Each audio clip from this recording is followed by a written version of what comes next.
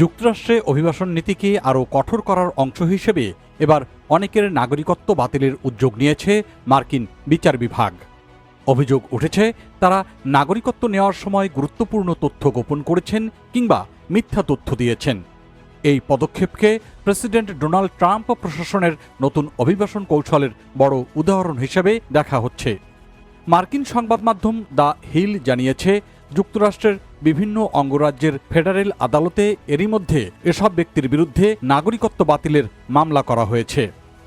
মার্কিন বিচার বিভাগের দাবি, অভিযুক্তরা নাগরিকত্ব পাওয়ার সময় নিজেদের অতীত অপরাধ বা বিতর্কিত কর্মকাণ্ড গোপন করেছিলেন। অভিযোগের তালিকায় রয়েছে সন্ত্রাসী সংগঠনকে সহায়তা, যুদ্ধাপরাধ এবং অপ্রাপ্ত বয়স্কদের যৌন নির্যাতনের মতো গুরুতর বিষয়। এই তালিকায় সবচেয়ে আলোচিত নাম সাবেক মার্কিন কূটনীতিক ভিক্টর ম্যানুয়েল রোচা। কলম্বিয়ায় জন্ম নেওয়া এই সাবেক রাষ্ট্রদূত বর্তমানে কিউবার হয়ে গুপ্তচর বৃত্তির দায়ে 15 বছরের কারাদণ্ড ভোগ করছেন। বিচার বিভাগ বলছে, এ ধরনের ব্যক্তিরা কখনোই যুক্তরাষ্ট্রের নাগরিক হওয়ার যোগ্য ছিলেন না। প্রতিবেদন অনুযায়ী অভিযুক্তদের মধ্যে আফ্রিকার 5টি দেশের নাগরিক রয়েছেন। এছাড়া এশিয়ার 3 জন এবং দক্ষিণ আমেরিকার 2 জন রয়েছেন। তাদের বয়স 28 থেকে 75 বছরের মধ্যে। তবে বিচার বিভাগ এখনও বিস্তারিত সব পরিচয় প্রকাশ করেনি। আইনগত প্রক্রিয়া শেষ না হওয়া পর্যন্ত অনেক তথ্য গোপন রাখা হচ্ছে। যুক্তরাষ্ট্রের নাগরিকত্ব বাতিল বা ডিন্যাচারালাইজেশন খুবই বিরল ঘটনা, কারণ এটি সাধারণ অভিবাসন মামলার মতো প্রশাসনিকভাবে নয়, সরাসরি ফেডারেল আদালতের মাধ্যমে পরিচালিত হয়।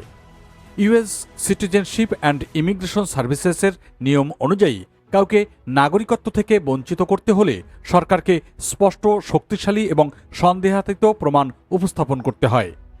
গবেষণা অনুযায়ী 1990 থেকে 2017 সাল পর্যন্ত গড়ে বছরে মাত্র 11টি এমন মামলা হয়েছিল। তবে ট্রাম্প প্রশাসনের প্রথম মেয়াদে এই সংখ্যা বেড়ে দাঁড়ায় বছরে প্রায় 25টিতে। চলতি বছরের জুন মাসে বিচার বিভাগের সিভিল ডিভিশনের কর্মকর্তাদের একটি নির্দেশনা দেওয়া হয়, যেখানে বলা হয় নাগরিকত্ব বাতিল সংক্রান্ত মামলা সর্বোচ্চ পর্যায়ে এগিয়ে নিতে হবে, বিশেষ করে যাদের বিরুদ্ধে জাতীয় নিরাপত্তা, প্রতারণা বা গুরুতর অপরাধের অভিযোগ রয়েছে তাদের অগ্রাধিকার দিতে বলা হয়েছে। পরে ডিপার্টমেন্ট অফ হোমল্যান্ড সিকিউরিটি ডিএইচএসকে সম্ভাব্য 200টি নতুন মামলার সুপারিশ পাঠানোর নির্দেশ দেওয়া হয়। অভিবাসন বিশ্লেষকদের মতে এই নীতি ভবিষ্যতে অনেক অভিবাসীর মধ্যে উদ্বেগ তৈরি করতে পারে, বিশেষ করে যারা নাগরিকত্ব প্রক্রিয়ায় ভুল তথ্য দিয়েছেন বা অতীত তথ্য গোপন করেছেন। তাদের জন্য ঝুঁকি ক্রমেই বাড়ছে। এদিকে যুক্তরাষ্ট্রে বসবাসরত বাঙালি ও দক্ষিণ এশীয় অভিবাসীদের জন্য সতর্কতা বার্তা দিয়েছেন বিশেষজ্ঞরা। তারা বলছেন, নাগরিকত্ব বা গ্রিন কার্ড আবেদন করার সময় দেওয়া সব তথ্য সঠিক ও স্বচ্ছ হওয়া অত্যন্ত গুরুত্বপূর্ণ।